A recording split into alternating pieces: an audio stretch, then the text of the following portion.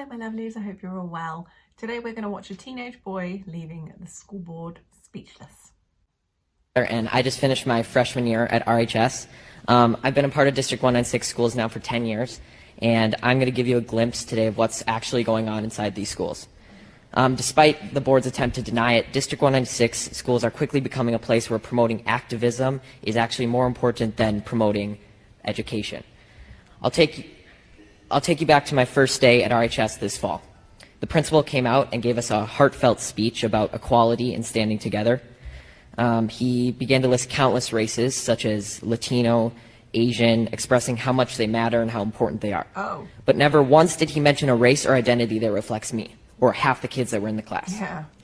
Now, members of the board, I know you haven't been to school in a while, and I know none of you, or most of you, don't have any kids left in the school district. But you must admit how uncomfortable it will be to be characterized just by your skin color on the first day of school, and be thought that you were wrong just because of your skin color. Absolutely. So I will never forget the look one of my friends gave me from across the room as we were sitting there listening to this blatant bias being expressed in the so-called equity statement by the leader of our school. Huh. To be clear, I don't need you to tell me that I matter, but hearing the condolences given to other races and leaving just one race out, inevitably you'll start to feel like you've done something wrong. Absolutely, kid. And in our principal's attempt to unify us, he instead created unwarranted boundaries and barriers between his students, pitting us against each other based on characteristics that we can't control. In another separate instance, I was told that writing "All Lives Matter" on the whiteboard was political and could be seen as offensive. When I questioned the teacher after class, she told me that she didn't have an answer and she just had to erase it, and it was quickly erased. There are political signs all over RHS, about specific races that matter, specific sexual orientations that matter, and specific perspectives that matter. But when I questioned the RHS administration about how these signs were political, they told me that they were supporting human rights. So when I questioned why the equity statement couldn't represent all students, they told me that to even ask that question was outlandish and offensive. Wow. And when I asked why that was, they told me, quote, "Whites have a pretty good situation right now." Oh, really? Unquote. Oh, really? Whites are the only race that is openly discriminated against from the top down, from governmental level right the way down to everyday, attacks, physical attacks as well as verbal. And, you can openly racially abuse white people and nothing will happen because they call it reverse racism. Reverse racism does not exist. Of course it doesn't. There's just racism. And if you are, casting dispersions against someone based on the color of their skin, that is racism, regardless of which race it's towards. This kid is on the money. So is that not racism? Yes. Disregarding my question merely because of the color of my skin. To be honest, after enduring a year of the people in charge telling me that I'm a racist and I'm privileged and pointing out our irreversible differences, I've never noticed race more. Yeah. And it's becoming the first thing I notice when I meet someone, which has never before been the case. RHS administration confidently told me that RHS students and staff are happy with their equity statement. But from my experience in talking with other students, this is not the case. I know many kids who disagree with their teachers, but they're too scared to stand up because they're worried that their grades will be docked and their learning experience will be affected.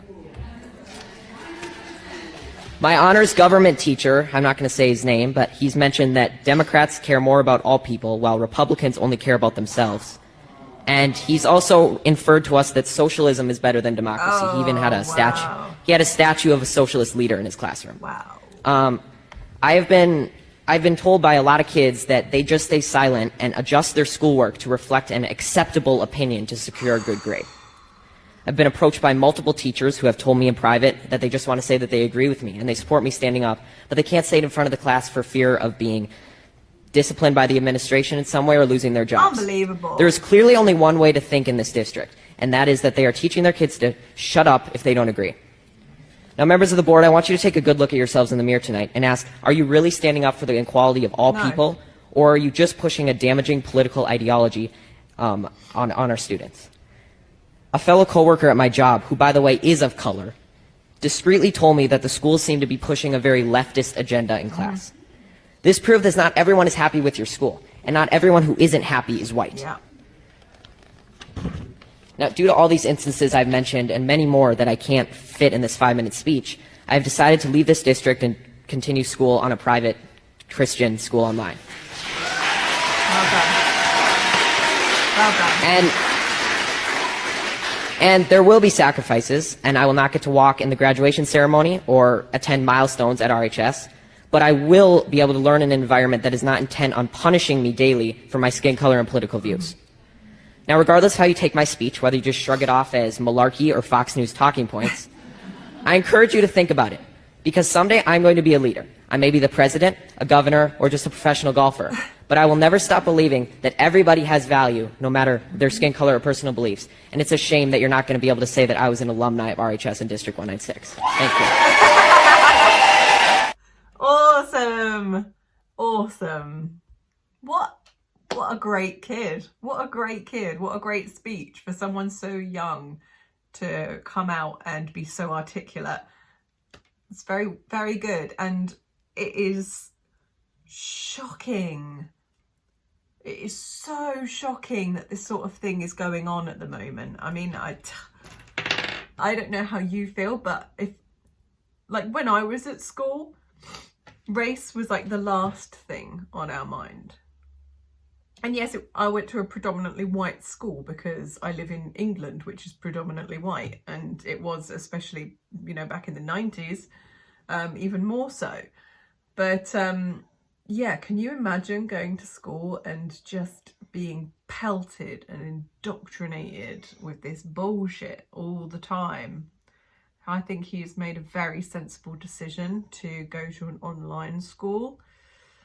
And God, and you just know that those board people were just like, wow, he's just a Republican. But hopefully if more people stand up, and especially the teachers, like the teachers that said to him they wished they could stand up and say they agreed with him, do it. Because the more people just cower and don't say anything about this bull crap, the worse it gets. But I hope you enjoyed that video. I'll see you very soon.